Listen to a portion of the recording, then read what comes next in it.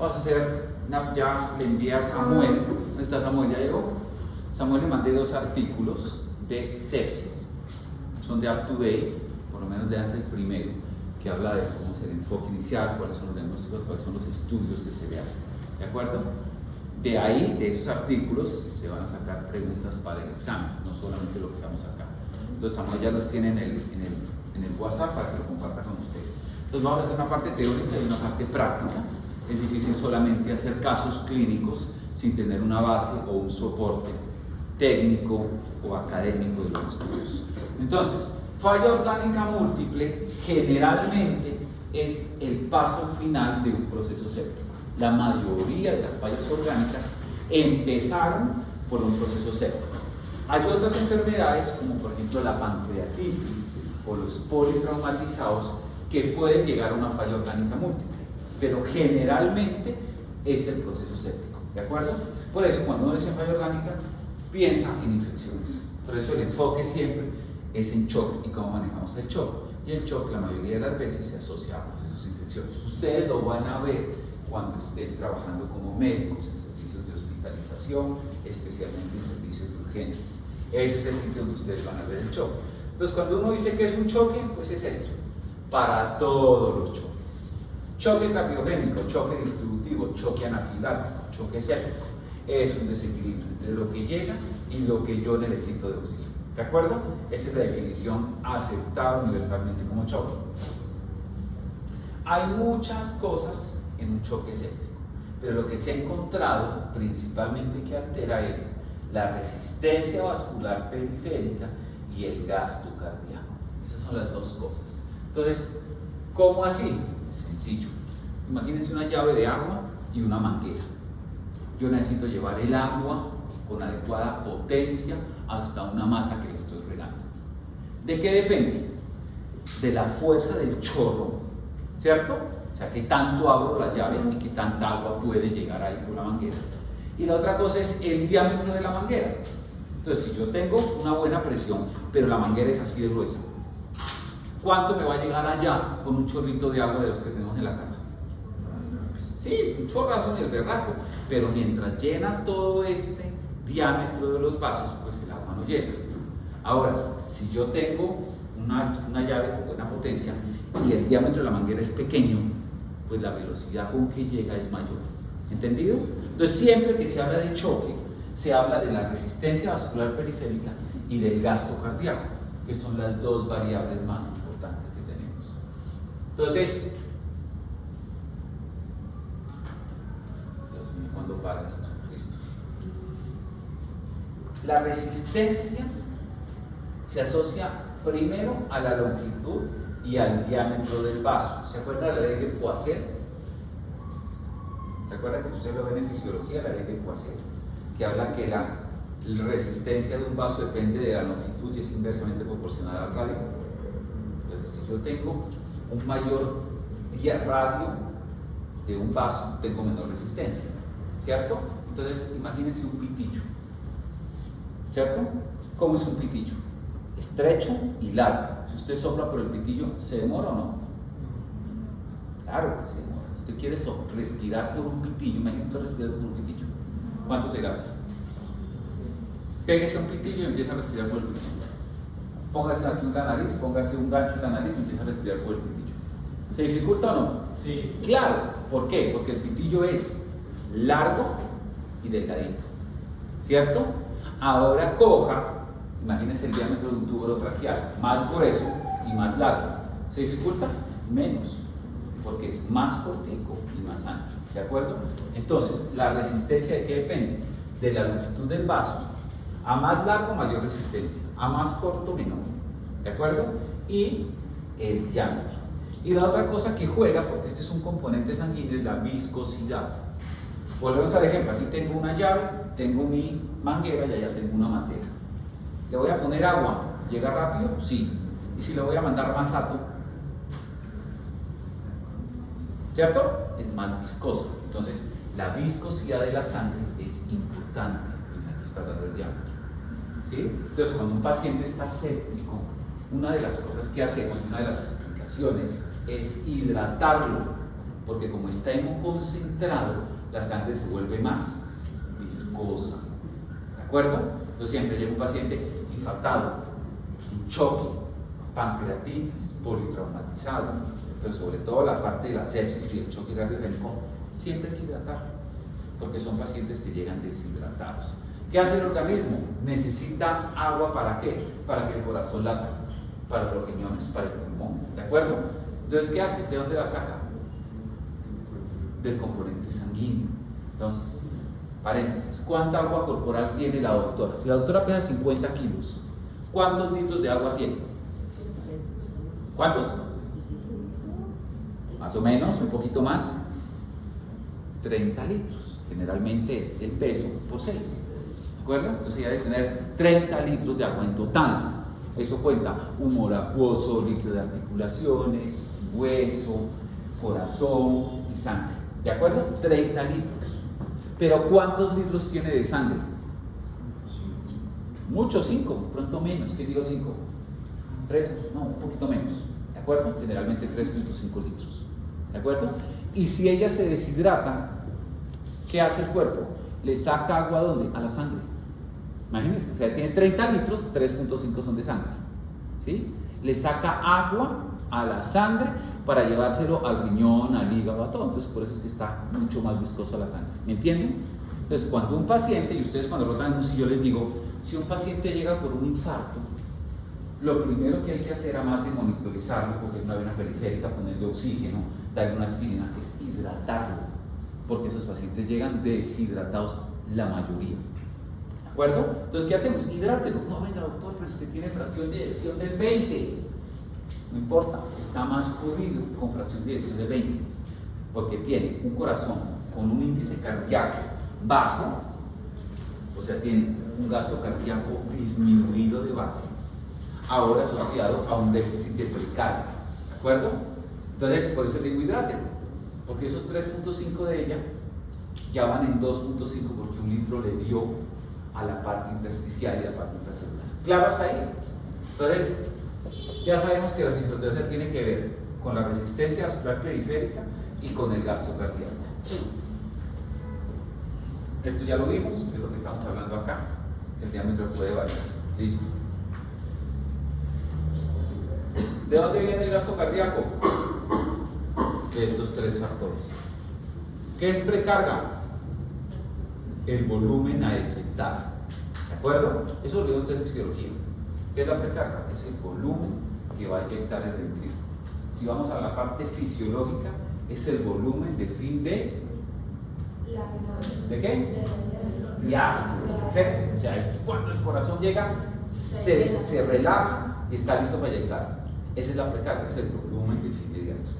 ¿Qué es la poscarga? La resistencia venosa. La resistencia que debe vencer, en este caso el ventrículo, para eyectar la sangre. ¿De acuerdo? Es la presión de fin de la sístole. Exactamente. ¿De acuerdo? Antes de empezar a eyectar. Esa es la poscarga. Y la contractibilidad es el inotropismo. Es la fuerza de acortamiento, o sea, la rapidez de acortamiento que tienen las fibras miocárdiacas. ¿De acuerdo? Entonces, no solamente es que usted haga el trabajo fuerte, sino que lo haga rápido. ¿De acuerdo? Ustedes han visto esas competencias que hacen del hombre más fuerte del mundo. Entonces usted pone gente que hace fuerza, pero de una forma funcional, levantan unas llantas gigantes, mueven un tractor, y usted lo pone al lado de un pesista que solo hace eso, y compara la rapidez con que genera fuerza, le va a ganar el de acá. Porque el que levanta tractores, el que mueve llantas, tiene un inotropismo, o sea, tiene una facilidad de generar fuerza más rápida que el que hace solo repeticiones de pesas. ¿Sí? Entonces el inotropismo no solamente es tener un músculo grueso que pueda hacer la función, sino que sea rápido y ágil. Entonces usted puede tener un ventrículo izquierdo de grosor normal, pero con buena contractibilidad. ¿De acuerdo? En cambio puede tener un ventrículo izquierdo grueso, Arnold Schwarzenegger, grueso, hipertrófico, pero que no se mueve. Entonces el grosor o la masa del músculo no implica que tenga mayor inotropismo. ¿Claros? Entonces eso es el inotropismo. Entonces todos estos factores me ayudan a tener un buen gasto cardíaco. Entonces que usted tenga el paciente adecuadamente hidratado, que no lo tenga vasoconstreñido. ¿Cómo puedo manejar la poscarga en un paciente infectado? Calentando. Entonces a veces pasa en la UCI y pasa en cualquier unidad que el paciente llega, lo acostamos, lo invadimos, le ponemos líquido, lo intubamos y nadie se acuerda de poner una sábana en una cobija. Y lamentablemente lo van a ver ustedes. Entonces tenemos pacientes semidesnudos, con el aire a 20 grados en las unidades y nadie le pone una sábana. Y tenemos sábanas especiales que se calientan con un concentrador de calor para calentar al paciente y nadie lo calienta. ¿Qué hace ese paciente? Se vasoconstriñe, ¿cierto? Porque le da frío. ¿Y qué pasa con la poscarga? La dispara. Entonces, ¿qué está afectando? El gasto cardíaco, porque así usted tenga una buena precarga y un buen índice cardíaco, un buen neutropismo, la poscarga va a estar elevada. Bueno, ¿perdón? No. ¿Alguien dijo algo? ¿Listo? ¿Claro hasta ahí? Entonces ya tenemos los indicadores de la fisiopatología. Esto es algo como general, que dice que todos los tipos de shock van a llevar una entrega inadecuada de oxígeno a las células. ¿De acuerdo? Entonces, ya sea porque no llega el suficiente oxígeno o porque la célula es incapaz de tomar. ¿Cuándo es incapaz de tomar? Uno, cuando tiene un problema mitocondrial. Ahorita que pasó el Congreso Nacional de Cuidado Intensivo, una de las charlas muy chéveres que está haciendo un colombiano que vive en Estados Unidos es mirar psicomedicamentos como la metformina en un paciente. La metformina es un medicamento que se utiliza es un euglicemia antiviral que se utiliza en los diabéticos. Ver si con el uso de la metformina en pacientes sépticos puede ayudar a modular un proceso infeccioso. Ese es un estudio que lo empezaron a hacer en ratas y al parecer les fue bien y lo van a empezar a hacer ya un estudio en humanos. Entonces siempre hay un problema de una adecuada entrega de oxígeno allá. Entonces la hipoxia celular es la falta de oxígeno en la célula que lleva a un metabolismo anaerobio y eso hace que finalmente el paciente haga ácido láctico elevado. Eso es pura bioquímica. Miren, la bioquímica cuando yo la vi, estaba en el semestre de ustedes, la veía como algo que no me gustaba, o sea, que es una postura. Bioquímica, el ciclo de Krebs, la fosforilación oxidativa, la lanzadera, el NAD, ¿sí? Cada día esas ciencias biológicas básicas se vuelven muy importantes para la medicina actual. El desarrollo, por ejemplo, de los medicamentos para cáncer, todo lo que está viniendo, diga que ustedes oyen de terapia biológica, ¿la han escuchado? La base de esa terapia biológica es la biología molecular. Y esa biología molecular es una de las bases que uno ve en medicina. ¿Ustedes vieron biología molecular? Eso se ve en los primeros semestres, al igual que bioquímica. Entonces, todos estos procesos están siendo ahorita la base del estudio de muchas cosas en medicina. Por eso dicen que los conocimientos nuevos están en los libros viejos. Entonces no lo vean como la parte metabólica, no sé qué, no, esto es muy importante, porque finalmente el no lograr que haya oxígeno en la célula hace que haya producción de ácido láctico. Y el ácido láctico es ineficiente como fuente de energía. Entonces, en conclusión, un paciente séptico o un paciente en shock, la producción de oxígeno va a estar disminuida dentro de la célula y por lo tanto la generación de energía por la célula va a ser ineficiente.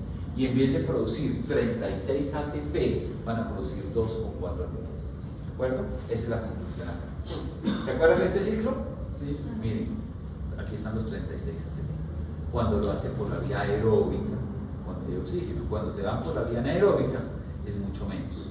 Y nosotros podemos medir algo con el lactato en sangre. Entonces, cuando ven en las UCIs, siempre dicen ácido láctico de 2, ácido láctico de 4.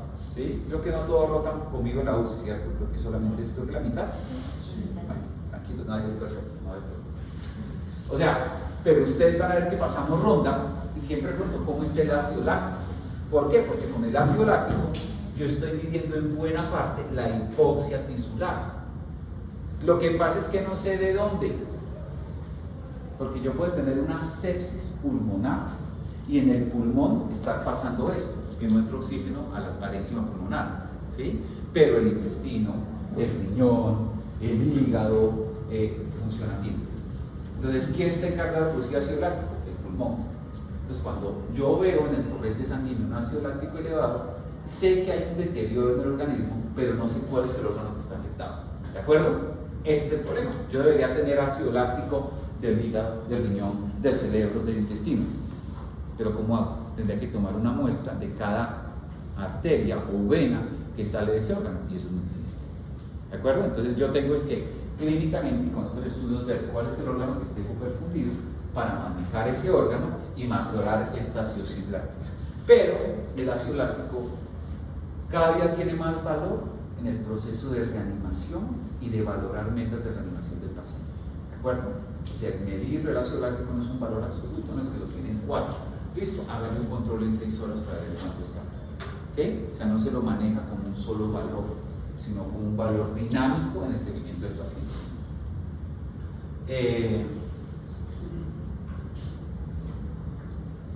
Esto es algo importante, que lo que se refiere es que cuando hay un proceso ya isquémico severo en una célula, no solamente hay un proceso inflamatorio, sino que puede llevar finalmente cuando no es revertido a la muerte celular. ¿A qué me refiero? A que no tener oxígeno suficiente por un tiempo largo lleva a que una célula se muera, pasa en el infarto de miocardio. O sea, el infarto de miocardio, las células del miocardio son poco tolerantes a la hipoxia, al igual que las del cerebro. Entonces, en el cerebro, estar en un paro cardíaco es gravísimo, porque a pesar de que usted haga una buena reanimación, va a haber muerte celular. ¿De acuerdo? Por eso, cuando nosotros estamos reanimando a un paciente y ya han pasado más de 30 minutos y el paciente es mayor de edad, nosotros decidimos parar la reanimación. Porque sabemos que a pesar de hacer un buen masaje, la cantidad de oxígeno que le llega al cerebro va a ser bajita y va a tener secuelas post. ¿Sí? Ahora, eso es cerebro. Lo mismo le pasa al corazón con el infarto. Cuando un paciente se infarta y se ocluye una arteria principal y deja de llegar oxígeno a un segmento del corazón, el tiempo es oro, y eso lo dicen los cardiólogos. Entonces, antes más tiempo me demore yo en trombolizar o llevarlo a cateterismo cardíaco, más miocardio se va a infartar. Lo que pasa es que nosotros no lo vemos clínicamente en ese momento. Usted recibe un paciente infartado, viene de pinchote, a la vez Angil, lo requiere una ambulancia, se echó 3 horas, el señor se infartó en pinchote, usted el médico rural no lo trombolizó porque no se acordaba, porque le dio miedo, porque no había estreptoquinasa, por lo que sea, y lo metió en una ambulancia, en la ambulancia se deshidrató, se estresó, le dolió el pecho, llegó a las 4 horas acá comuneros, y acá nos demoramos 2 horas más en que lo llevaran a cateterismo. ¿Cuánto tiempo duró el corazón infartado? 6 horas. ¿Qué pasó con ese miocardio cuando llegó acá? Se murió. Lo que pasa es que usted no lo ve. Lo que más ve usted es una sonda azul en el electro, ¿cierto? Pero si usted ve a ese paciente en 6 meses, ¿qué le va a pasar?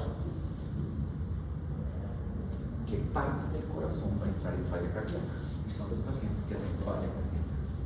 ¿Sí? Entonces usted le toma un ecocardiograma y encuentra que el ventrículo, esta parte no se mueve, se contrae bien acá el corazón, pero esta parte quedó quieta. Es lo que se llaman agnesias, que ustedes oyen en los ecocardiogramas. ¿Qué quiere decir agnesia? Que esta pared se quedó quieta. ¿Por qué se quedó quieta? Se murió, porque se murió. Y esta se contrae. Entonces esto, con el tiempo a que lo lleva, a que haga un aneurisma o se dilate. Entonces terminan siendo los pacientes cardiopatías dilatadas, o hacen arritmias, que hacen taquicardias ventriculares, o son focos para fibrilación ventricular. Lo que generalmente vemos es falla. Entonces después al año ven al paciente y dicen, no, ese paciente con 30 pacientes fue en dirección, se infartó hace 2 años. Nadie se acuerda que no se recanalizó temprano la arteria y por eso se infartó. Por eso es que es urgente un infarto tratarlo rápido. Todos los infartos. Cerebro lo mismo, miren que cerebro, nosotros debemos abrir el vaso antes de 3 horas, porque le pasa lo mismo al cerebro. No tolera la hipoxia. Ahora, hay tejidos que sí la toleran. Entonces, cuando roten por ortopedia, ustedes dan cuenta que si hay que operarle el brazo a la doctora y tiene una fractura aquí de coles, ¿qué hace el ortopedista? No la duerme completa. Le pone un torniquete acá y la aprieta. Claro, le pone un poquito porque no se le pone un torniquete y con el torniquete le queda este brazo pálido. La operan. No le duele porque pusieron un bloqueo acá, torniquete, un poquito de fentanilo. La operan, pero le ponen torniquete para qué? Para que no le dé sangre.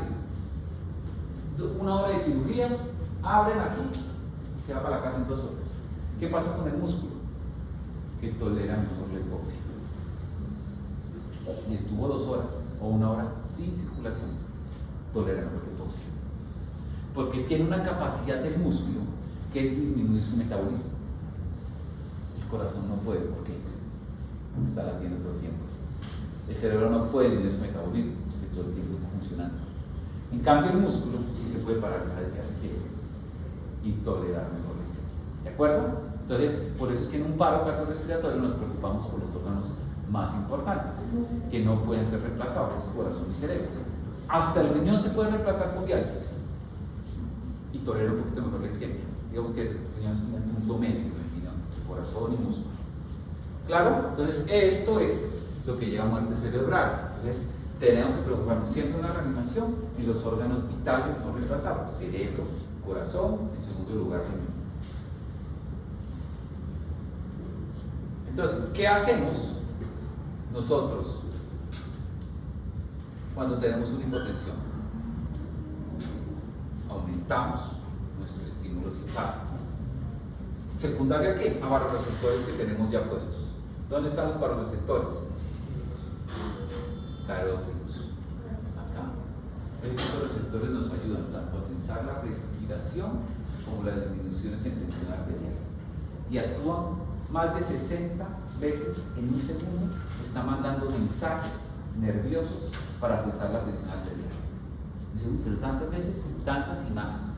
Porque eso permite que sensen que yo estoy sentado en este momento y que me acabé de parar y que no hay hipotensión ortostática. Pero cuando ustedes conozcan pacientes diabéticos con diabetes avanzada, se van a dar cuenta que estar sentados y pararse en ellos les produce hipotensión. ¿Por qué? Porque les falta esto. Porque los vasoreceptores también se irrigan por arterias chiquitas. Y esas arterias también les da enfermedad aterosclerótica. ¿De acuerdo? Entonces, nuestra primera línea de defensa para hipotensión y choque es nuestro sistema autónomo, en este caso el sistema simpático. ¿Sí? ¿Qué hacen ellos? Estimulan la secreción de catecolaminas endógenas que están ¿en dónde? Glándulas suprarrenales.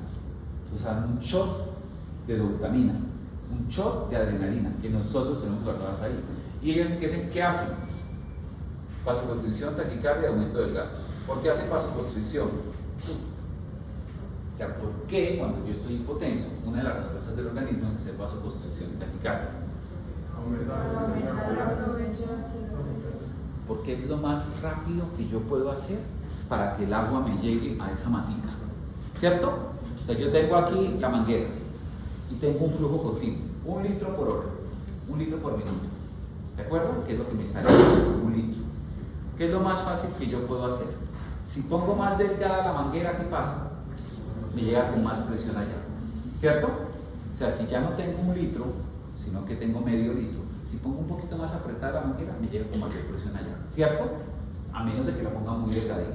Y si abro más el grifo, llega más rápido. O sea, el corazón, ¿qué puede hacer rápidamente? Latir más rápido, ¿sí? Y hacer vasoconstricción para que haya mayor presión en los órganos distales. Porque yo finalmente necesito es que la sangre y el oxígeno llegue al riñón, pero al parénquima del riñón.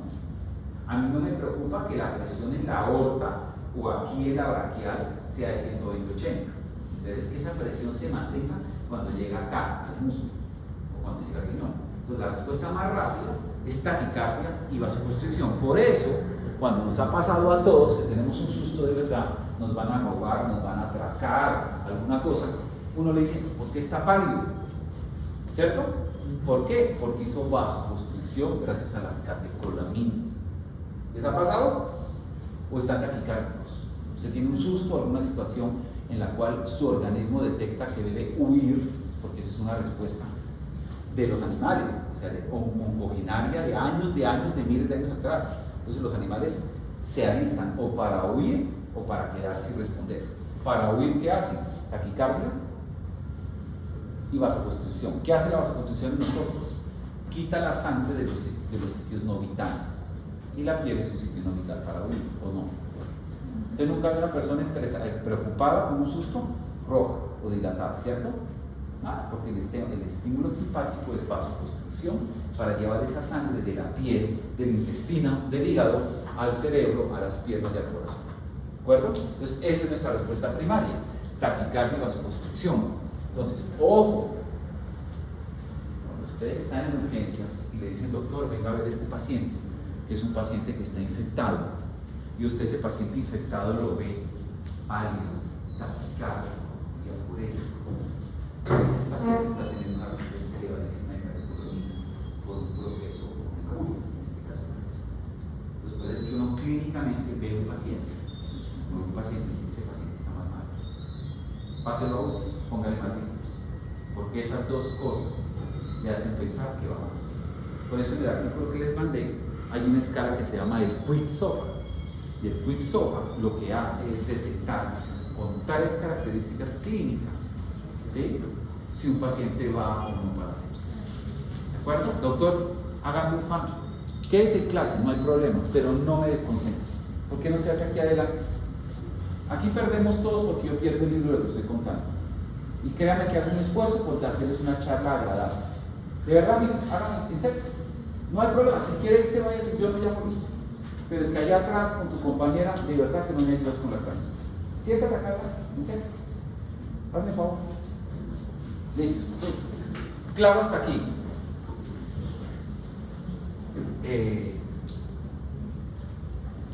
Tenemos más receptores que nos pueden ayudar a manejar nuestra hipovolemia. Y uno de esos son los receptores que están en las auriculillas. Entonces, acuérdense que hay una cosa que usamos que se llama el péptido natriurético auricular. ¿Se acuerdan? Sí. ¿Lo han oído? ¿Para qué lo usamos? ¿Para qué? Para mirar el llenado. Pero clínicamente, ¿para qué pedimos el péptido natriurético? ¿Se acuerdan ahorita por qué? Para falla cardíaca, ¿cierto? Ese péptido natriurético salió de una pregunta lógica. Había pacientes que llegaban a urgencias y tenían EPOC y tenían falla cardíaca. Entonces uno no sabía por qué estaba el paciente, si por descompensación de falla cardíaca o descompensación de la enfermedad pulmonar obstructiva crónica, del EPOC. Y ese paciente se nos sigue enfrentando, que a pacientes con fumadores, o exposición homoireña, pero que tienen falla cardíaca. Entonces dice, ¿qué se descompensó? ¿La falla o el EPOC? Porque el manejo es diferente.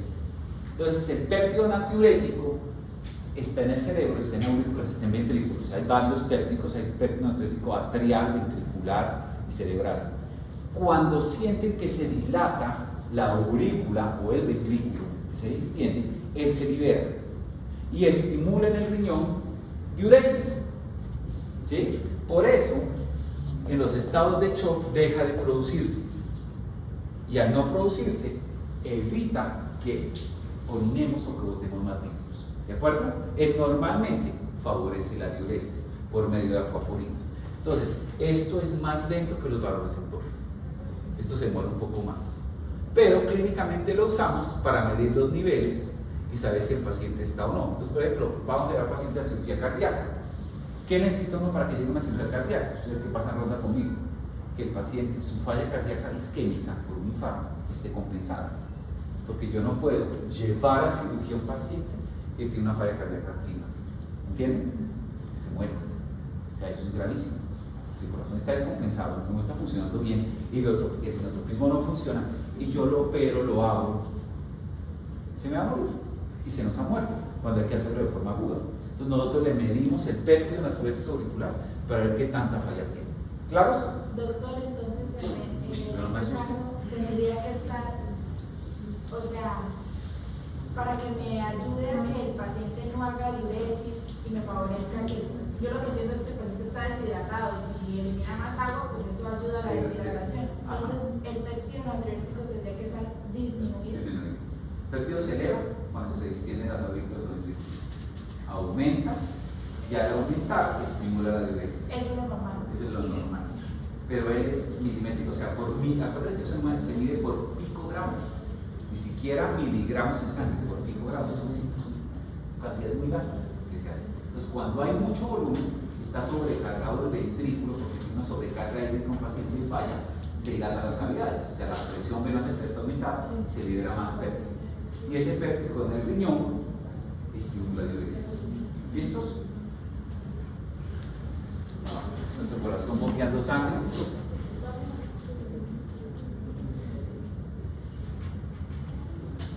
Entonces, ya hablamos de corazón, ¿qué le pasa a nivel de la sepsis? ¿Sí? En el corazón finalmente terminamos teniendo estas tres cosas: un retorno venoso disminuido, o sea, se baja la precarga, una disfunción por el neotropismo bajo y el efecto de los mediadores inflamatorios que producen vasodilatación periférica. Eso es lo que vemos generalmente en el shock en un paciente en falla cardíaca y en un proceso séptico. ¿Qué pasa a nivel pulmonar en un choque o en un proceso séptico? Se inflama. Así que vamos a ver falla ventilatoria, falla respiratoria, unas diapositivas que vamos a entender un poco más.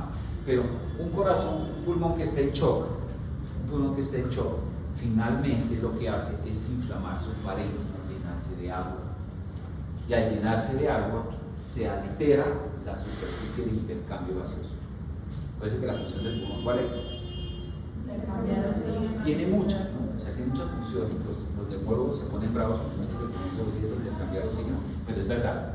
Porque bueno, también produce, acuérdense que ahí está la endotelina 2, se produce el sistema renal angiotensina aldosterona está en el pulmón, pero la función principal del pulmón es oxigenar la sangre y favorecer el intercambio gaseoso. Entonces, cuando usted la superficie de intercambio se inflama por una neumonía, por un tumor, por tuberculosis o por sobrecarga hídrica, que lo vemos en las placas de tórax, muchos pacientes terminan haciendo disestrés respiratorio. ¿Qué es el SLA? Es lo que veíamos en COVID. Inflamaciones severas del parénquima pulmonar y del espacio intersticial que llevan a que el pulmón es como coger una esponja, es de lavar la losa y echarle un poquito de pegante, de Bowser. ¿Saben qué es el Bowser? Sí. Imagínense si le echan una esponja a Bowser, ¿qué pasa? Se pierde la capacidad de limpiar, de absorber el jabón y de absorber agua, ¿cierto? Eso es lo que le pasa al pulmón con SLA. El problema es que no seca siempre, que no se puede quitar. Entonces, un pulmón infectado con un choque termina generando un problema de sobrecarga hídrica que altera la superficie de intercambio. Y en casos severos que hacen disestrés respiratorio agudo, esa agua se vuelve alteración de las proteínas de los alveolos, que se degranulan por dentro, por decirlo así, se pegan a los espacios de intercambio y no permiten que haya una adecuada oxigenación, que era lo que veíamos en algunos casos de SLA. Bueno, creo que aquí lo del shock ya pasó, que era como la preguntas. Riñón. ¿Qué le pasa al riñón con la sepsis? ¿Qué le pasa al riñón con la sepsis? No le llega sangre, no le llega poca. Le llega poca, ¿de acuerdo? Y el problema que le llega no solamente es eso, sino que el riñón es un órgano que no solamente se encarga, ese sí es verdad que no solamente filtra sangre, tiene muchas más funciones endocrinas. El riñón tiene muchas cosas que ayudan a que el funcionamiento sea adecuado, pero tiene funciones endocrinas adicionales.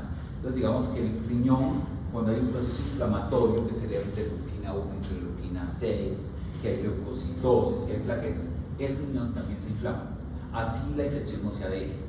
Entonces, cuando uno ve un paciente que hace falla renal, no solamente es porque no le llega la suficiente agua, sino porque hay un proceso pulmonar que sus inmunomoduladores de la sepsis del pulmón afectan el funcionamiento del riñón. ¿Sí eso es claro? Entonces no vean solamente el riñón, ¿sí? Porque no le llega agua, le llega suficiente poquita sangre. Es porque él es una expresión de un proceso inflamatorio. Y la falla orgánica múltiple, parte de la fisiopatología, no solamente es hipoperfusión de órganos, sino procesos inflamatorios que no se modulan.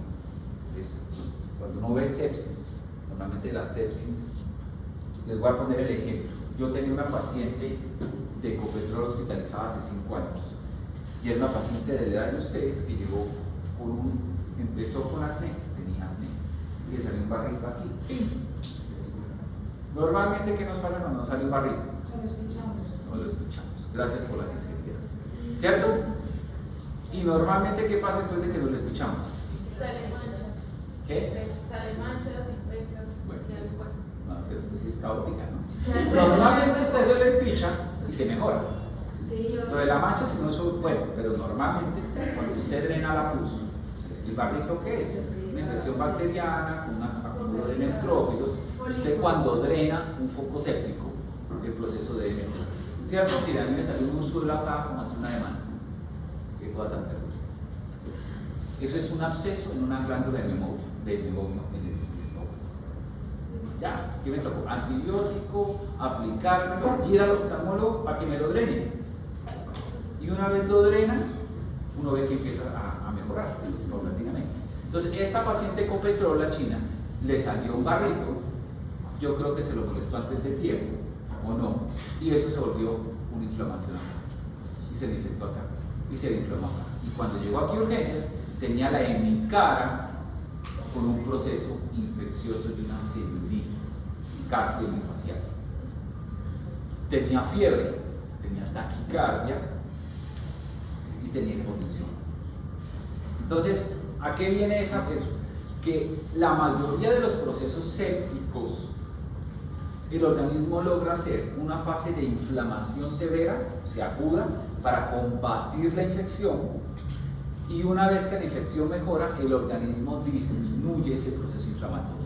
¿De acuerdo? O sea, le echa fuego para quemar el papel, pero cuando el papel se quema, le echa agua. A veces no se modula y el organismo no modula y continúa echándole fuego así el papel esté apagado y ya quemado. Entonces acá moduló, sacó el barro, pero en vez de parar, siguió metiendo interleuquinas, inmunoglobulinas, leucocitosis, lo que se llama el CARS, que es la síndrome de respuesta inflamatoria persistente. ¿Sí? ¿Cuándo vemos eso? Lo veíamos en el COVID. Entonces, llegaba el COVID, entraba el pulmón, infectaba el pulmón, y los que terminaban en la UCI es porque el organismo seguía disparándole al virus, y el virus de pronto ya se fue, se seguía proinflamando. Entonces, ¿qué hacía? Que el pulmón se dañara, porque seguía mandando interleuquinas y procesos inflamatorios al pulmón, y el mismo organismo hace una respuesta inmune, que es lo que le pasa en algunas enfermedades autoinmunes, ¿sí? Como el lupus, que el organismo se desconoce como propio y genera una respuesta inflamatoria contra él mismo. Por eso es que tenemos que poner inmunomoduladores, esteroides, de todo. ¿De acuerdo? Entonces, en el riñón pasa lo mismo. Si el organismo no para, sigue inflamando el riñón. ¿Qué es lo que nosotros observamos en la sepsis? Oliguria. Entonces, lo primero que vemos de compromiso renal es oliguria. ¿De acuerdo? ¿Por qué? Porque el riñón empieza a hacer algo de vasoconstricción para aumentar la presión de filtración. ¿Sí? Entonces, el primer hallazgo en la falla renal, en la falla orgánica de los riñones, es disminución del gasto urinario y aumento de la creatinina. Esas son las dos cosas. Claro, esas son las cosas que vemos inicialmente en ellos. Y finalmente disminuye la tasa de filtración glomerular, ¿sí? Que es lo que nosotros terminamos midiendo por el peso del paciente según la creatinina. Listo. El cerebro también se afecta por el choque séptico y por la falla orgánica múltiple. ¿Qué le pasa al cerebro? Pues cuando no tiene una presión arterial media mínima, aquí se habla de 60, la perfusión. El cerebro tiene la capacidad, al igual que todos los órganos, de tener lo que se llama una autorregulación. Entonces el cerebro necesita que la presión que le llega sea de 60 milímetros de mercurio. ¿De acuerdo? Él modula. ¿Sí? Es como lo mismo, volvemos al ejemplo de la llave. La llave tiene un tope máximo de agua que sale. Si usted la gira más, tiene un tope, ¿cierto? ¿Por qué? Porque si llega más presión en esa llave, se revienta el tubo. ¿Sí? El cerebro no solamente tiene un máximo y un mínimo, tiene un ideal de presión. Entonces, si le llega mucha presión al cerebro, el cerebro cierra las arterias para que la presión sea 60. Y si le llega, abre las arterias para que la presión sea 60. Y si le llega muy bajita la presión, la cierra. Porque él necesita una presión de perfusión. Y la presión de perfusión de él es 60 aproximadamente. ¿Claro hasta ahí? Pero ¿qué pasa si el corazón no logra mantener esa presión? Si le llega más bajita al cerebro, se empieza a hipoperfundir. ¿Y cómo vamos a un paciente que tiene hipoperfusión cerebral? ¿Qué es lo primero que vemos? Alteración del estado de conciencia. Entonces el paciente séptico, en choque, que está adormecido, somnoliento, estuporoso o en algunos casos hiperactivo. sea, está en un delirio hiperactivo. O sea, no se queda quieto, toca amarrarlo. Eso algunas veces en pacientes ancianos es manifestación de hipoperfusión cerebral. ¿Listos? Dime. ¿Hasta qué punto el cerebro puede hacer esa vasoconstricción o vasodilatación para regular los 60 milímetros de mercurio? En teoría, porque eso varía cada paciente, entre 150 y 50 de sistólica. Pero a medida que va envejeciendo el cerebro, pierde las capacidades de recuperación, porque las arterias se van volviendo más ateroscleróticas. Porque esto depende de abrir la arteria o de cerrar la arteria. ¿Sí? Pasa lo mismo en las arterias coronarias. La presión de perfusión de arterias coronarias es 65. Entonces, si yo tengo un paciente postoperatorio de cirugía cardíaca, la presión arterial media que debo tener al paciente es 65. Porque si me bajo de 65, no alcanza a ser suficiente la presión para perfundir bien las arterias del corazón. Entonces, cada órgano se autorregula, pero sobre todo el cerebro. El cerebro es muy sensible a la pérdida de presión. Lo que les explicaba del músculo, si la presión de producción media es 70 y se baja en 40, no es tan grave, porque tolera más de cosas. El cerebro no. Entonces, lo primero que vemos en un paciente con fallo orgánico con sepsis a nivel cerebral es somnolencia. Vuelvo y les digo, cuando vean el artículo que se llama el Quick SOFA, en ese Quick SOFA, uno de los 3 puntos que deben ver es alteración del estado de conciencia. Ese es uno de los primeros puntos de los sépticos. Entonces, si a usted le dicen, venga, tengo un paciente infectado que llegó por una neumonía en urgencias para que usted lo vea, y va a ver al abuelito de 70 años y usted lo ve que está somnoliento o estuporoso, ojo, que ese paciente se le va a complicar en las siguientes horas y es un hallazgo que habla de una sepsis severa. ¿De acuerdo? Solamente la alteración de esta hipótesis.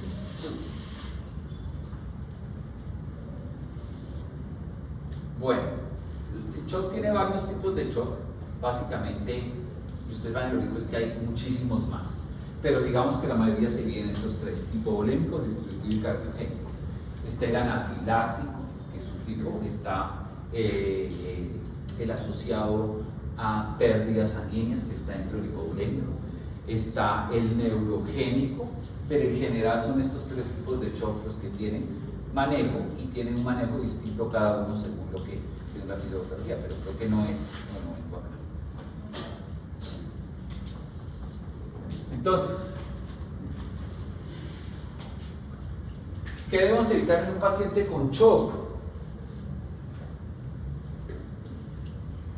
Entonces, pongámoslas todas para verlas ahí. Entonces, cuando yo tengo un paciente en choque y tengo un abuelito que está hipotenso, hipoperfundido, pues lo que yo no debo hacer es tratar de poner instrumentos invasivos como catéteres, sondas vesicales, sondas narcogástricas, porque pierdo tiempo en hacer lo importante. Entonces, yo tengo un abuelito que llegó con una neumonía, lo que va a hacer es ponerle oxígeno, poner una vena periférica y reanimarlo con líquidos. ¿De acuerdo? No es prioritario ponerle una sonda para su orina. No es prioritario. El solo hecho de tratar de poner una sonda vesical genera fenómenos vasovagales, eso es hipotensión y taquicardia que puede afectar más el estado. Entonces, la conclusión acá es: prioricemos lo que vamos a hacer con un paciente que esté en choque. Generalmente, nuestro objetivo principal es mejorar la presión arterial. Nosotros no podemos hablar de mejorar la microcirculación, medir el ácido láctico, no. Seamos prácticos, porque vamos a estar trabajando en Colombia, en un servicio de urgencias, en un área rural o en un hospital de un nivel 2 o 3. ¿Qué es lo que primero tenemos que hacer con el paciente? Mejorar la presión arterial, mejorar la taquicardia. ¿Sí? ¿Cómo vamos a ver que estamos respondiendo adecuadamente el paciente a nuestra reanimación? Pues porque lo vemos que se despierta, que se alerta, que empieza a orinar y que la tensión empieza a mejorar. ¿De acuerdo? Esos son marcadores macros. Miren, hay un estudio que presentaron chévere hace 2 años en el congreso que fue en París, el europeo de cuidado intensivo, de un colombiano. Y el colombiano, ¿qué comparó en el estudio? Una cosa sencilla, se llama el estudio Andrómeda, como quieran buscar. Cogió 2 tipos de pacientes. A un paciente le medía el ácido láctico, y ese ácido láctico lo comparaba con qué tan bien perfundida estaba la rodilla y el dedo gordo del pie. Nada más. O sea, comparaba ácido láctico alto si se asociaba en que estuviera con mayor hipoperfusión el dedo. O sea, al hacer esto, ver si demoraba más de 3 segundos. Y ver si esto en la rodilla se demoraba más, nada más. Y comparar las dos cosas. Entonces, claro, eso indicaba que había que escoger el dedo gordo, había que hacer una presión pues suficiente, había que medir cuánto tiempo se volvía a poner del mismo rosado, había que medir en la rodilla a tantos centímetros como para que fuera efectivo, pero no es difícil. Y se dio cuenta que hay una correlación casi del 100% de tener ácido láctico alto y tener una hipoperfusión en los dedos y en las rodillas. O sea que a veces no necesito tener tanta tecnología para darme cuenta que el paciente está bien reanimado o está mal reanimado. Entonces, lo que les digo siempre, vean el paciente. Lo han visto ustedes cuando estamos en ronda. A veces llegan los pacientes a cuidado intensivo y nadie los ha destapado y los ha auscultado, porque nos estamos acostumbrando a que todo nos lo tiene que decir un ecocardiograma, un TAC, una placa de tórax, y nadie se siente a hacer un examen físico normal. O sea, no lo ven. O sea, el paciente está con una sábana y no lo han destapado, no han visto que no tiene perfusión en la pierna. A veces me pasó que me entregaban un paciente y el paciente estaba amputado ya, y nadie lo había destapado para darse cuenta que tenía una pierna amputada hace 2 años. O me llegó un paciente con un infarto, lo llevamos a cateterismo y lo que tenía una estenosis aórtica, que una estenosis aórtica tiene un cuadro clínico similar al de un infarto respecto al dolor torácico y elevación del troponio. Entonces, vean los pacientes, ausculten los pacientes, quítenle la sábana, pálpenlos, que eso hace una diferencia muy grande. Cada día la inteligencia artificial, los métodos de avance van a quitarnos más campo del que estamos teniendo con la medicina. Ya lo hacen los pacientes. Miren que hay pacientes que se meten en algunos programas en Google y ponen los síntomas: fiebre, malestar, tos, decaimiento, ¿sí? Igual, y le dicen su diagnóstico está, ¿cierto? Ya lo hacen, o leen.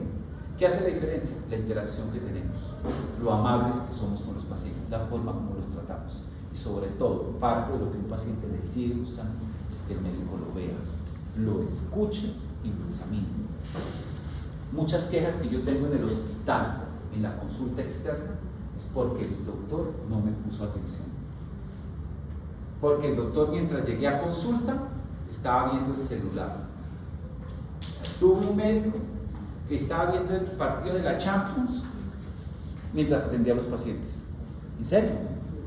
Hace 6 meses, menos. O sea, el tipo puso el celular ahí, puso ahí un soporte, y mientras el paciente le hablaba, él escribía y veía el partido. ¿Qué tal usted con el paciente? ¿Se da cuenta? No, claro.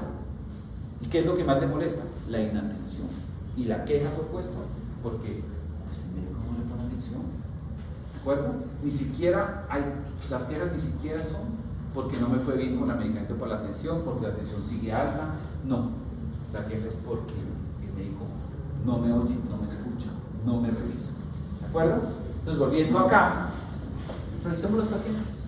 Si usted lo ve que no perfunde bien, que está cauchoso, que cauchoso me refiero a que está pegajoso, a que el paciente, la cara está ecoperfundida, está pálida, a que usted ve que las extremidades tienen livideces, no está perfundiendo bien los órganos. Así está el hígado, así está el riñón, así está el corazón, con falta de aire, con falta de oxígeno y obviamente con falta de líquidos. ¿De acuerdo? Algunas veces no hay que hacer exámenes para clínicos tan rápido. Hay que primero hacer lo primario, acostarlos, ponerlos en reposo, ponerles oxígeno, cogerles una vena periférica, ponerles un antibiótico antes de tomar exámenes que no tocan. ¿Sí? Esto es algo muy importante. Usted puede que no sea el genio, pero siempre tiene que ser responsable de su paciente. Si usted tiene un paciente malo y está en urgencias en un sitio rural y tiene un paciente infartado y usted no tiene cómo trombolizarlo, ¿sí? Lo que no puede pasar es que usted se vaya a dormir. ¿Entendido? O sea, el paciente se le puede morir a usted, le pasa una taquicardia ventricular, usted lo puede reanimar y se le puede morir. Eso pasa. Pero lo que no puede pasar es que el paciente se complique y usted no estuviera ahí para él. ¿Me entienden? Ese es el problema. Lo importante es que usted trate de hacer su mejor esfuerzo, pero sobre todo esté con el paciente. Nunca lo deje solo. ¿Sí? Esa es una de las cosas que tienen que tener clara acá. Cuando tengo demandas en el hospital, una de las cosas que ven los jueces es qué tan pendiente estuvo el médico del paciente en su evolución. ¿Cómo determinó si estuvo pendiente o no? En las notas de historia clínica. Usted le llega un infarto a las 7 de la mañana, le pone una nota y el paciente se muere a las 5 de la tarde. Y de 7 de la mañana a 5 solamente hubo la nota de ingreso y la nota de función. ¿Qué va a pensar un juez? Usted no lo vio. Entonces no solamente hay que serlo, sino parecerlo. Estar con el paciente y hacer una o dos notas de la mala evolución, de lo que usted pensó, de lo que usted hizo. ¿De acuerdo? Esa es una cosa clave por los pacientes, no les hace nada. Bueno, listo. Hasta ahí. ¿Preguntas, dudas? ¿Ya se cansaron? Sí. ¿Ya están aburridos? ¿Quién dijo sí? No. Vale. Hagamos un caso clínico de sepsis, ¿de acuerdo? No, pero la sinceridad es válida.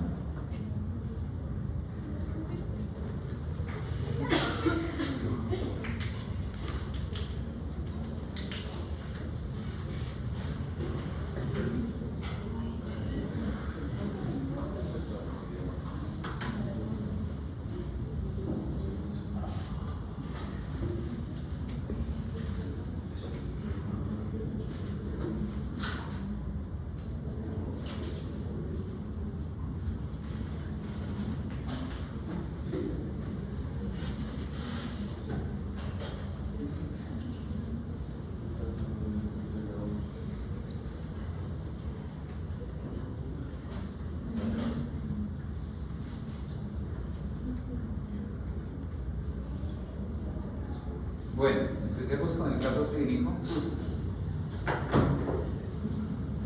Entonces, 72 años. Ingresa a urgencias por un cuadro de dolor torácico, ojo, de características anginosas. Aquí les facilité el trabajo ya. ¿Sí? 2 horas de evolución cuando llegó a urgencias, con intensidad ascendente. Actualmente 5/10. No se irradiaba de características urentes. ¿Claro está ahí el cuadro clínico? Antecedentes: hipertenso, crecimiento prostático, hiperplasia, infecciones urinarias de repetición, probablemente asociadas a la hiperplasia, y extabaquismo de 20 paquetes años hasta hace 2 años. Miren que aquí no hay lo que ustedes copian como cliché. Bueno, esa es una historia clínica real. Motivo de consulta, enfermedad actual, que es lo que tiene aquí el paciente, antecedentes, revisión por sistemas, no había nada relevante y ya. Bueno, miren que no es el copia y pegue, que yo siempre estoy en contra de eso, pero bueno, que copian y pegan todo normal. ¿De acuerdo? Entonces uno cada día lo que tiene que hacer es ser más puntual en los datos, o sea, examinar al paciente, preguntarle todo, pero en la historia ser muy puntual con lo relevante. ¿De acuerdo? Siguiente, ¿cómo estaba el examen físico? Discretamente hipertenso, fiebre o no fiebre. ¿Fiebre a partir de cuánto?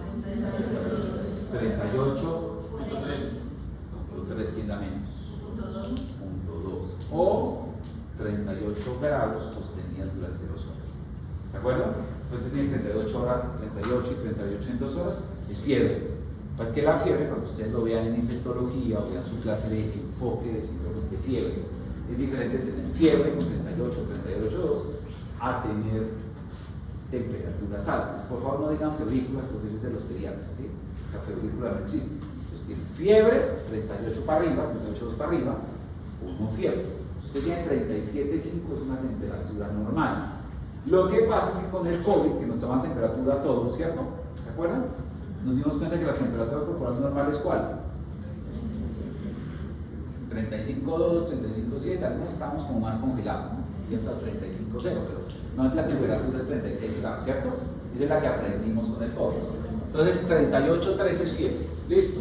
No había nada a nivel cardiopulmonar, en abdomen había un poquito de dolor a nivel de epigastro, las extremidades eran normales y neurológicamente no había déficit, estaba alerta, estaba orientada. Diagnósticos iniciales, miren el motivo de consulta. ¿Cuáles serían los diagnósticos iniciales de este paciente? ¿Cómo? EPOC, pero en orden de importancia. ¿Cuál es su nombre? Linda. ¿Cuál es el orden de importancia de los diagnósticos? Entonces, por lo que llegó, lo primero es un dolor torácico, ¿cierto? Es un motivo. Entonces, el primero sería algo cardiogénico. ¿Sería una angina inestable? No sé, No sé, algo del ¿Ah? reposo, no dice si fue en reposo, si fue. ¿Por qué me pregunta lo del reposo? ¿Quién me dijo lo del reposo? ¿Por qué el reposo?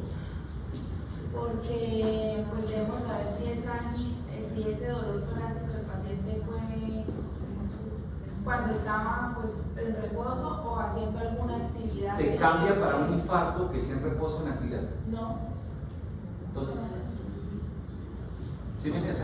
A lo que yo voy es que uno se puede infartar durmiendo, ¿sí? O corriendo. O corriendo. Las dos cosas. Es más, la mayoría de las hemorragias subaracnoideas ocurren teniendo relaciones sexuales. Muchos pacientes hacen hemorragias subaracnoideas cuando están teniendo actividad física. O se infartan, son pacientes que están con Viagra o sin Viagra teniendo relaciones sexuales que se infartan. ¿De acuerdo? O están dormidos y los levanta un dolor severo. Entonces a veces no es la actividad física así. ¿De acuerdo? O están viendo un partido de fútbol, ¿sí? Y eso es verídico. Se infartan. ¿Por qué? Porque el estímulo adrenérgico durante el partido de fútbol, es su equipo, bueno, la vaina, la cosa, se infartan. ¿De acuerdo? Eso pasa, eso puede ocurrir. Entonces, de pronto, sí es bueno saber cómo ocurrió el dolor, pero más que características, cuánto duró, para dónde se le fue el dolor. Porque ustedes tienen clase de infarto, ¿cierto? ¿Ya lo vieron con la doctora Carvajal? Bueno, entonces esas características son muy importantes que tengan ahí. Entonces, el primer diagnóstico sería un síndrome coronario agudo, ¿cierto? Probable infarto de miocardio, por el tiempo de evolución, probable infarto de miocardio. Hipertensión e hiperplasia. El EPOC puede ser, ¿de acuerdo? Pero no sería lo principal. No sería lo más relevante en urgencias. Lo dejo como un antecedente porque no tiene síntomas articulares. no lo va a matar. No, sí lo mata. Y de pronto el tabaquismo, esté asociado con esto. O sea, de pronto el EPOC que decía Linda era por esto. O sea, es que el tabaquismo sí se asocia a enfermedad coronaria. ¿De acuerdo? Listo, ¿claros con los diagnósticos? Listo, ¿qué le hacemos inicialmente? ¿Cuál es el manejo inicial de urgencias? Un electrocardiograma. O sea, en orden de importancia, electro, listo, ¿qué más? Troponina, ¿qué más? Estabilización del paciente. ¿Qué? Estabilización. No, sí, pero digamos que estabilización, ¿qué otra cosa más? O sea, está bien estabilización, de acuerdo, pero ¿qué de estabilización? Analizarlo, hidratarlo, ajustarlo, de acuerdo. Entonces, pedimos inicialmente electro, troponina, un hemograma, que es un paciente que tiene antecedentes de función renal de electrolitos, pero lo más importante es esto, troponina y electrocardiograma. ¿Okay?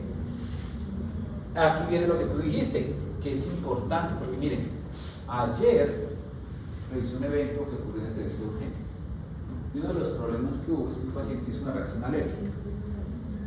Y el manejo de la reacción alérgica incluye no solamente medicamentos, sino poner una palabra muy importante: trasladar a reanimación, monitorización continua, toma de signos vitales.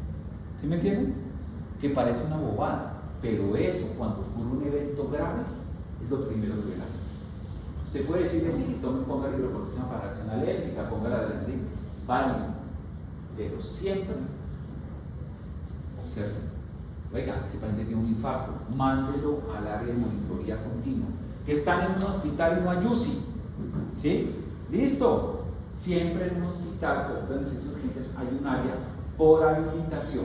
¿Qué es la habilitación? El mínimo que debe tener en la parte médica un hospital para funcionar. Eso se llama habilitación. ¿Sí? Entonces, si yo quiero armar un hospital, tengo que cumplir unas normas mínimas de habilitación. Que los pisos sean lavables, que el techo sea lavable, que las puertas tengan esto, que el aire circule de tal forma. ¿Sí ven? Esas son las normas mínimas de habilitación. Y en habilitación, en los servicios de urgencias, lo mínimo que tienen que tener es un desfibrilador. Los desfibriladores tienen la capacidad de monitorización del electrocardiograma. Entonces, si ustedes no tienen, están en un rural, el área de reanimación de ese puesto de salud debe tener un equipo de desfibrilación. Y esos equipos de desfibrilación pueden hacer monitoría continua de frecuencia cardíaca, tensión arterial. ¿Claros? Entonces, observación en reanimación de urgencias al paciente, porque nos llegó urgencias. Dime. como estoy pensando en un síndrome coronario agudo, ¿en la reanimación se incluye la carga de sangre? ¿O eso viene siendo como parte del manejo? Incluye, ya vamos a ver. Claro, se incluye y es totalmente válido. Entonces, mira, ¿qué hicimos con él? Y aquí te respondo. Lo mandé a reanimación para que lo observe, para que tomen continuamente signos vitales. No le puedo dar comida. ¿Por qué no le doy comida? No. Por los exámenes. ¿Quién? Sí, por ahí. ¿Por qué más? Por las imágenes, los exámenes. Porque pudiera entrar a un procedimiento. Para disminuir el metabolismo para el perito. No, es que ese paciente se me puede complicar. El paciente puede requerir cirugía, puede requerir intubación si no lo pastilla. ¿Sí me entienden? Puede hacer un palo.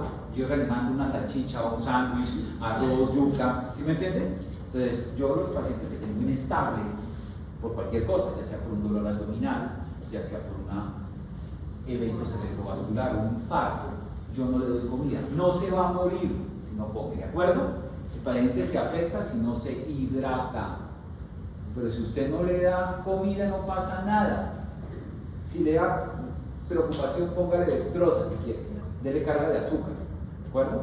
Pero no pasa nada que le quite la vía oral, por lo menos en urgencias, ¿de acuerdo? Quite la vía oral. Si un paciente inestable que yo no tengo claro qué tiene, no le dé comida, tanto por exámenes que voy a realizarle, como por el riesgo de que haga un paro y tenga que intubar. ¿Entendido? Y la broncoaspiración sí es grave, porque la broncoaspiración viene con ácido gástrico. Entonces, se va el pedazo de arroz para el pulmón, pero con ácido clorhídrico del estómago. Y eso produce un proceso inflamatorio en el pulmón. ¿Listo? Entonces, le quito la vía oral. Le quito la vía oral. Le pongo oxígeno, le pongo la aspirina. ¿Cuál es tu nombre?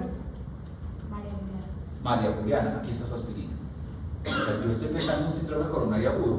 Lo primero que debo hacer es darle una carga de antioxidantes. ¿Listo? Dime. El oxígeno se lo doy a mi paciente que tengo las sospechas, bueno, que tengo el diagnóstico de síndrome coronario agudo, o solamente si tengo una saturación de oxígeno menor de 90 a 92. Las dos cosas. Las dos cosas son válidas. ¿De acuerdo? ¿Cuál es tu nombre? Valentina. Valentina, las dos cosas. ¿Sí? ¿Por qué? Porque en un infarto, ustedes creo que lo vieron con la doctora Carvajal, en un infarto yo darle oxígeno, sí o sí, por lo menos 2 horas cuando llegue. Y después de 2 horas defino. Si satura menos de 92 aquí en Bucaramanga, si satura más de 92 al aire, se lo quito. Pero si es un hipocoso que necesita oxígeno, ya se le dejo el oxígeno, pero por el eco. ¿Claro? Ahora, si el paciente llegó y es un paciente con asma y te digo corredor abdominal, pero está hipoxémico, le pones oxígeno para saturar mayor de 90, que es más o menos el límite. Pero por ser un infarto, le pongo oxígeno por lo menos 2 horitas.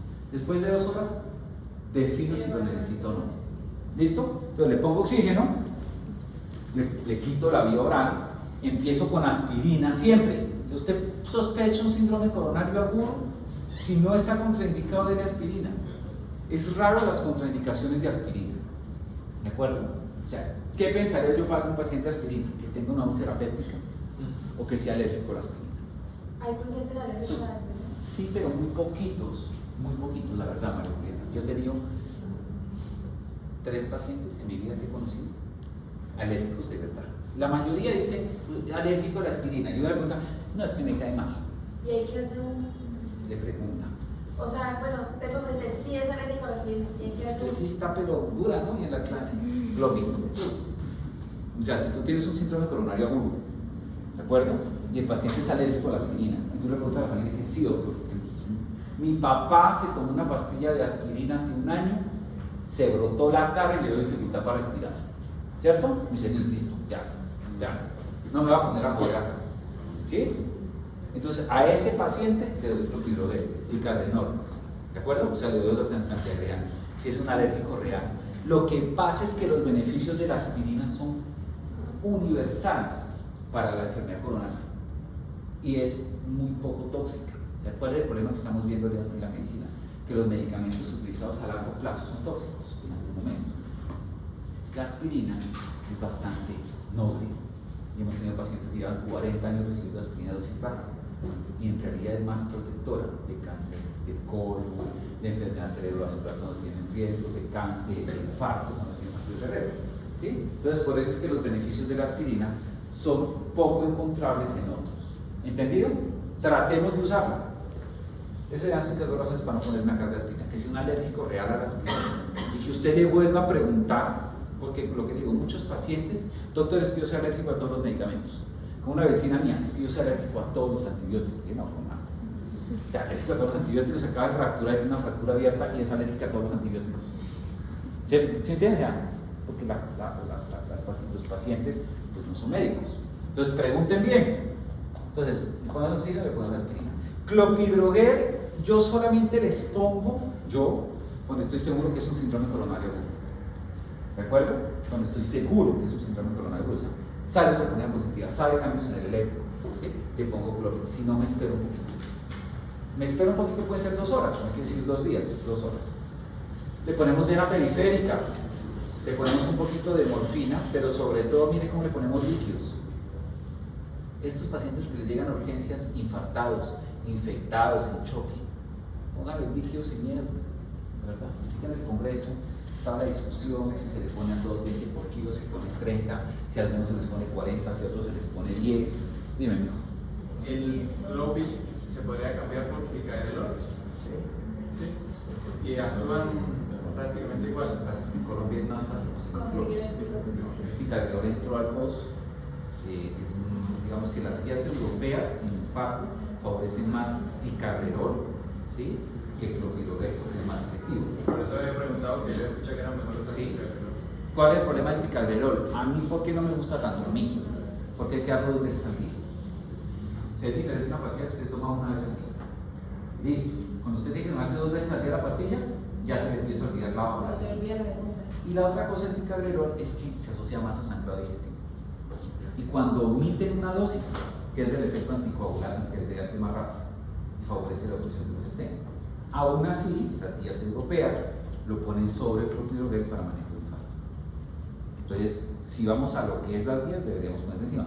Pero en servicio de urgencias, si usted está en un rural, no se ponga tan fino. Si quiere clopid, debe clopid. ¿Sí? Pero la pregunta es totalmente válida. ¿Cuándo puedo En esa clase de sepsis, de choque, muy fácil. Yo con el mayor gusto les explico, ¿no? Hacemos otra clase si quieren. ¿Cuándo entonces ahí en ese caso sí con la nitroglicerina? Bueno, listo. Entonces, lo más importante antes de ponerle nitroglicerina, de ponerle morfina, es que hidratarlos. ¿De acuerdo? O sea, no se olviden. O sea, estos pacientes con infarto generalmente vienen de la casa, vienen de un pueblo, vienen en una ambulancia. No llegaron al hospital inmediatamente cuando se infartaron. Estuvieron 2 horas o 3 horas en la casa vomitando diafuréticos descompensados. Entonces, siempre llegan deshidratados. ¿De acuerdo? Y la deshidratación es fácil de diagnosticar cuando el paciente está choqueado por deshidratación. Pero esa deshidratación leve no la coge nadie. Cuando ustedes van a hacer ejercicio, van al gimnasio, miren de qué color es su orina. Si su orina es amarilla, se dejaron deshidratar mientras hicieron ejercicio. No son jóvenes, su riñón no sufre. Pero usted tiene 60 años, se deja deshidratar, su riñón empieza a bajar su de cuerpo. ¿De acuerdo? Y la mejor forma de ver si no está hidratado es en la orina. Entonces, estos pacientes les aseguro, por experiencia, que llegan deshidratados siempre. Entonces, ¿qué pasa si le ponen nitroglicerina? Doctor. Se vasodilata, perfecto. ¿Y qué pasa si vasodilata? Esa es la resistencia vascular que hablamos. Favorece Favorece la manguera. ¿Qué le pasa a la manguera? Se abre la manguera. Pero tengo el mismo chorro de agua. Tengo menos O presión. sea, disminuye la perfusión. Y entonces, ¿qué tiene que hacer el corazón? Bombear más rápido, más rápido. Se bombea más rápido y hace el corazón. Consume más oxígeno. Sí. Llegaron para llegar. Si consume más oxígeno, ¿qué hace? Se infarta más. Entonces, que el corazón llega con falta de oxígeno porque se infartó. Lo que menos quiero es que consuma más oxígeno. Y si yo le pongo nitro y está deshidratado, sí, le adelanta un poquito la arteria que se está infartando, claro. Pero como la nitro actúa sistémicamente, no solo local, hace taquicardia. Porque usted le aumenta el tamaño de la manguera. Claro, siempre los pacientes que tienen urgencias o lo que sea, pónganle un líquido sin miedo. ¿Cuánto pesan ustedes? 60 kilos, pónganle 20 por kilo, 1 litro. $500, no pasa nada. De verdad, se lo digo, no pasa nada. Y usted le hace un favor grandísimo a la célula, porque permite que le llegue oxígeno y nutrientes a esa célula. Y una vez lo está hidratando, o sea, una vez le está poniendo carga de lactato de Ringer o de solución salina, ahí sí, préndale la nitroglicerina si tiene dolor. ¿Cuándo le pongo nitro? ¿Fue tu pregunta? Cuando el paciente te llega, lo hidrata, le pones oxígeno, le pones aspirina y está con aquí. Ponle nitro. ¿Cuánta nitro? Empieza de bajito, 0.25 microgramos por kilogramo minuto. 0.25 es como la cifra dorada. O sea, cuando ya hice todo este proceso y el paciente sigue con el dolor. Pero eso es de minutos, ¿no? El paciente Sí, llega, claro. está con angina, lo paso a urgencias, lo canalizo, lo monitorizo, le empiezo a poner un bolo de 500 de líquidos, le pongo cánula nasal, ¿sí? Le doy su aspirina y el señor sigue con dolor. Ah, listo, jefe, póngale la nitro. Por una vez le pone la nitro y por acá le está pasando un bolo de 500. Doctor, ¿y cuánto tiempo pongo el clopidogrel? ¿Por cuánto tiempo? ¿Por qué? ¿Cuánto tiempo pongo el clopidogrel? ¿En cuánto tiempo? ¿Por cuánto tiempo? Ah, bueno, eso ya, pero eso ya es una pregunta de infarto. Sí. Te voy a responder tranquilo. Por un año cuando es un infarto. Generalmente cuando es un stent, depende del tipo de stent. En promedio mínimo 6 meses. Hay stent que se puede poner por menos tiempo, el clopidogrel 3 meses. Pero el promedio son 6 meses mínimo para los stent. Máximo un año. Después del año, ahí ya viene la discusión. Hay cardiólogos que les gusta después del año seguir con clopidogrel, pero hay otros que se suspende y se continúa solo con aspirina. ¿Sí? Pero generalmente no más de un año. En general no más de un año. Yo les doy a pacientes que llegan, ¿cuánto lleva el clopidogrel? 2 años. Y es que huele que los medicamentos son tóxicos. O sea, no debe darlos, pero no puede pasarse de tiempo porque se tiene toxicidad. ¿Claro hasta aquí? Listo, entonces le pedimos laboratorios, lo hidratamos, le pusimos oxígeno, le pusimos aspirina, lo canalizamos, le pusimos lactato y lo empezamos a anticoagular. ¿Cierto? Ahí todavía no está en shock. No está hecho. Tranquilo. Ahora, ¿qué ven en el electro? Este es el electro del paciente cuando llega. Una elevación del Una elevación del ST. ¿Dónde? Inferior. ¿En qué pared? ABL, ABF, ABL, ABF. Ajá. 2 y 3. Ajá. De 2, de 3. O sea, esto me corrobora lo que yo he dicho y llevo como 3 años diciendo. Ustedes deben tener un curso de electrocardiografía en su semestre. En serio, Sí. en serio. Porque ustedes, se los dije ayer que estaba hablando conmigo, ustedes, ¿se acuerdan? Se los dije. Ustedes están en serio semestre. El próximo semestre van para pediatría, ya no van a ver electro. Eso no. ¿Sí?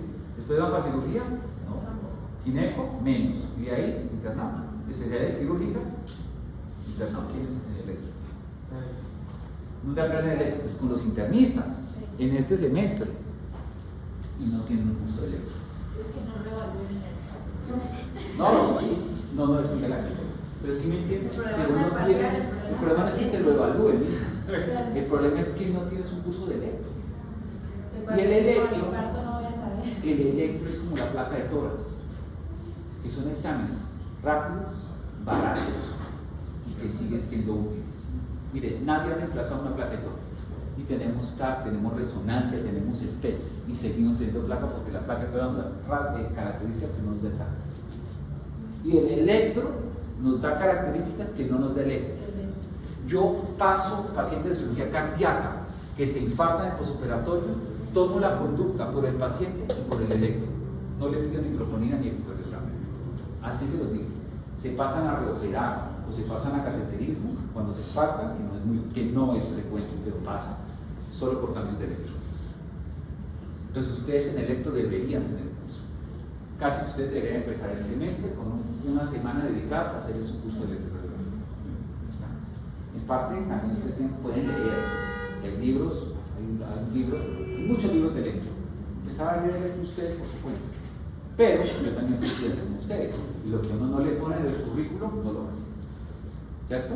Pero entonces, por eso les dejo esa duda para que ustedes ojalá evalúen eso al final del semestre, porque van a acabar semestre sin electro. ¿Qué tiene el electro? Supra el nivel del ST en la pared inferior, de 2, de 3 ya ven. Entonces que les digo que les hace falta electro. Miren el supra cómo está. ¿Lo ven? Sí. Esto es pared inferior. El paciente tiene infartada la pared inferior, de 2, de 3 ya ven. que mira la pared inferior. Lo que ven acá se llama cambios recíprocos, que son cambios eléctricos de la pared opuesta del corazón. La pared opuesta de la pared inferior en el corazón es la pared anterolateral. Y este infradesnivel tiene que la línea semifásica es acá, ¿ven?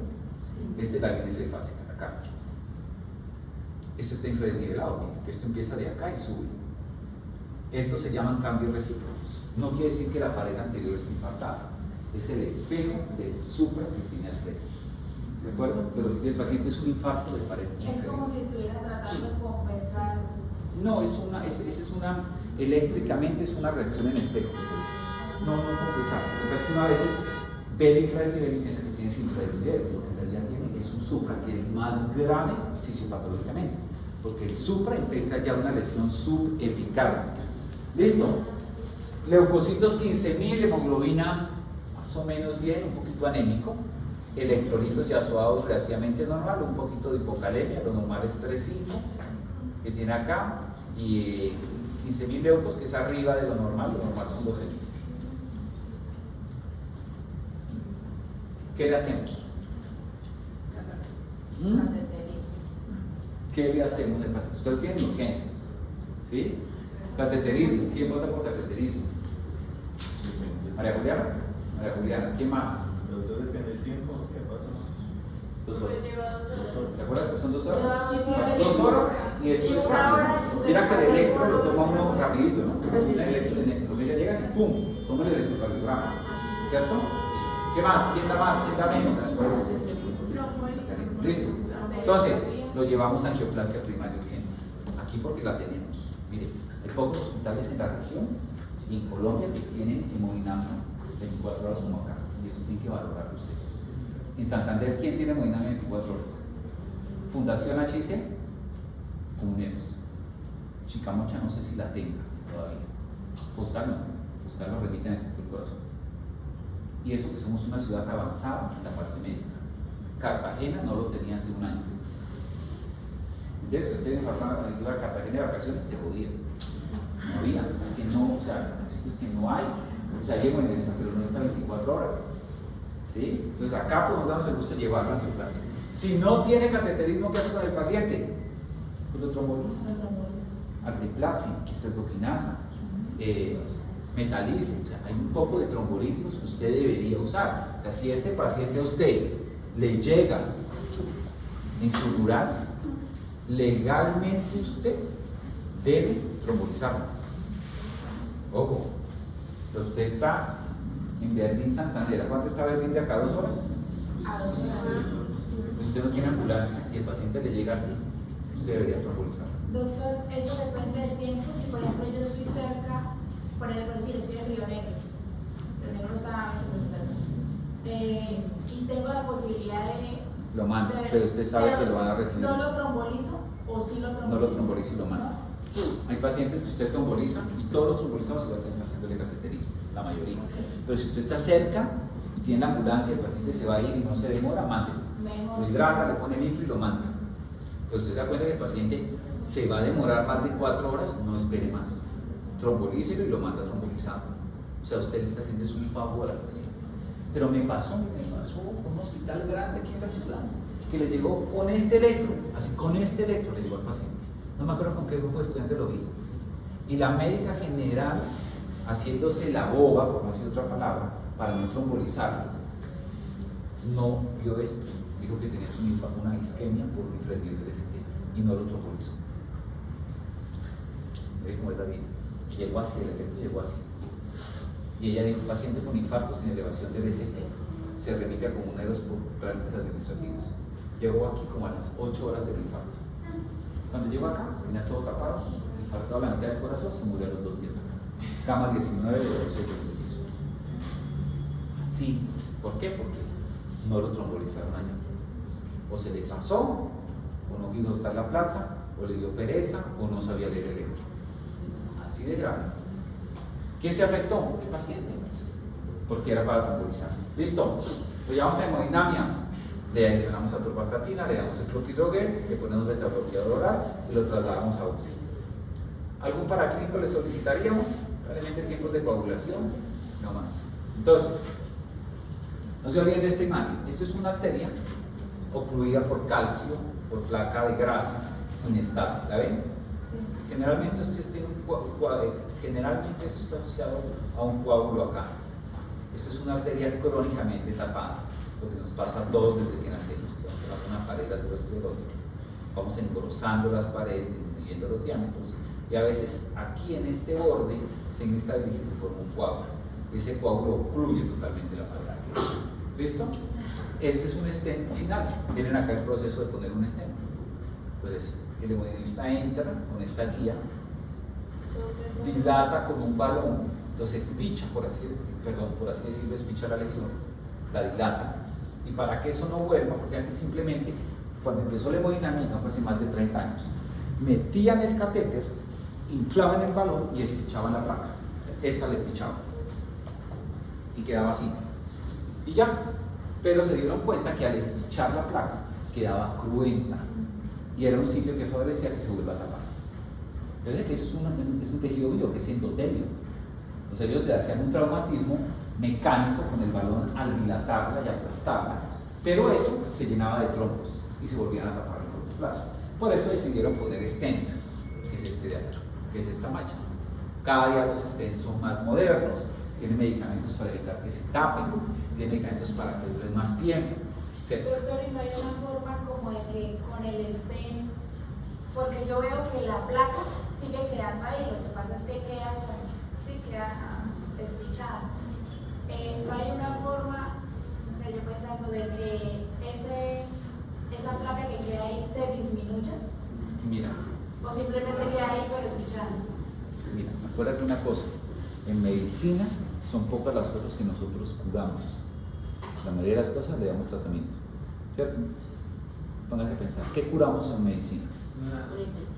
Las infecciones, ¿cierto? Probablemente las infecciones y es que no quedan secuelas. ¿Y un trauma? ¿Qué más curamos? Los traumas, las fracturas, ¿sí? y aún quedan con secuelas, ¿cierto?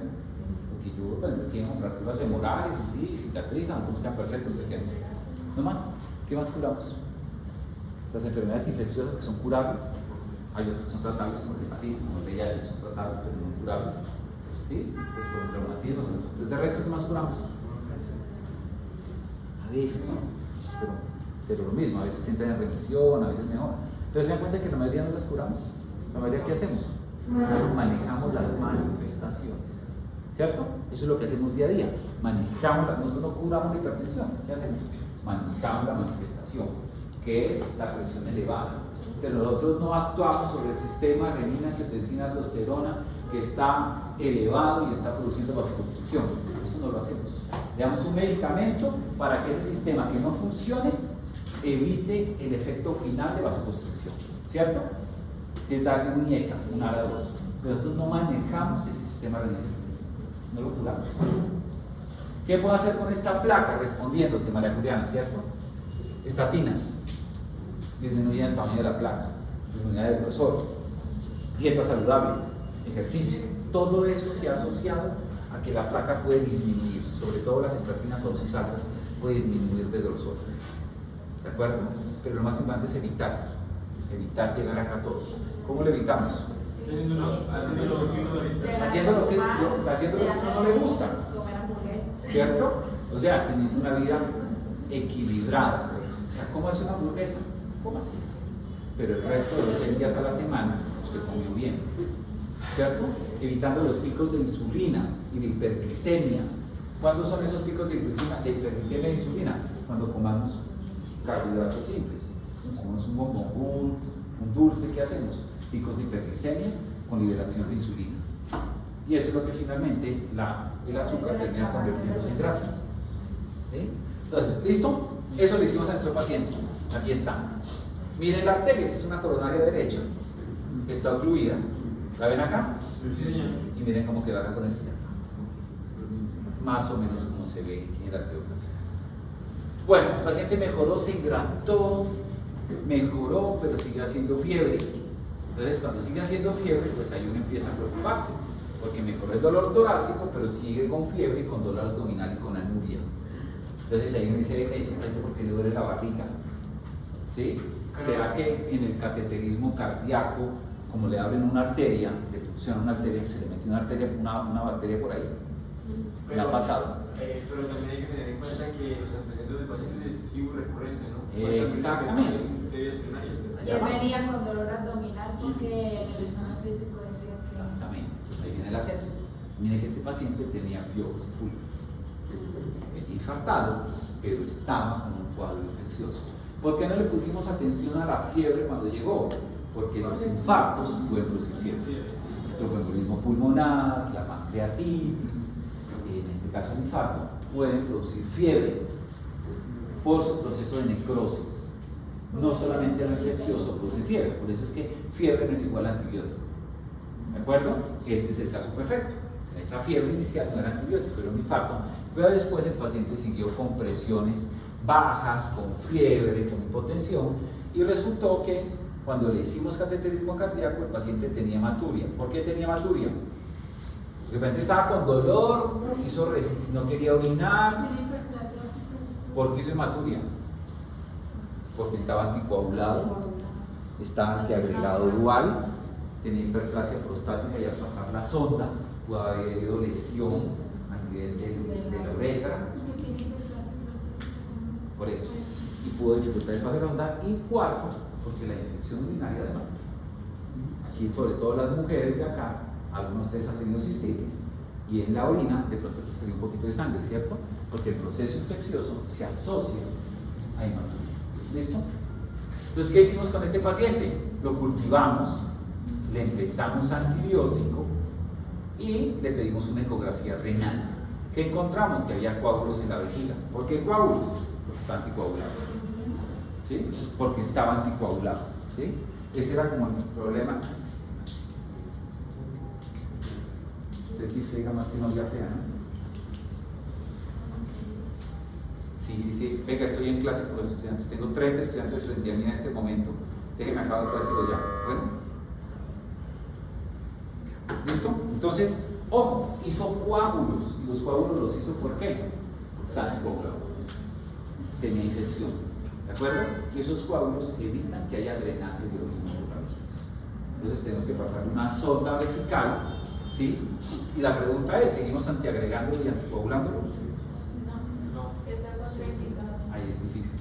Miren, pero es que si yo le quito la antiagregación se me tapa el esteno.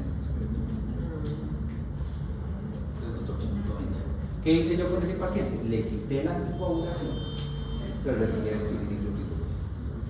¿De acuerdo? Porque es que el stent se tapa más frecuente en las primeras 15 días después de implantarse. Entonces yo tengo que, para quitarle la antiagregación, tengo que estar seguro, porque se me puede tapar esa arteria por la cual se infartó y volver a infartar. Entonces ese es un punto medio que eso no está nada escrito de cuál sí y cuál no. Es una constelación de hallazgos y una determinación. Entonces, ¿claro? Sí, preguntas. Dime. Lo que pasó después del cateterismo fue que el paciente entró en shock. Claro, después del cateterismo cardíaco mejoró su función ventricular, todos bajamos la guardia y empezó ahí sí a exponerse la sepsis, que era urinaria. ¿Sí? Entonces empezó a hacer hipotensión, taquicardia y fiebre. Entonces uno al principio piensa la fiebre es por el infarto, pero resultó que no era por el. ¿Sí? Creo que llegó con 15.000 euros más. Sí. ¿Listo? Vamos a hacer lo siguiente. Es que aquí voy a mostrar acá.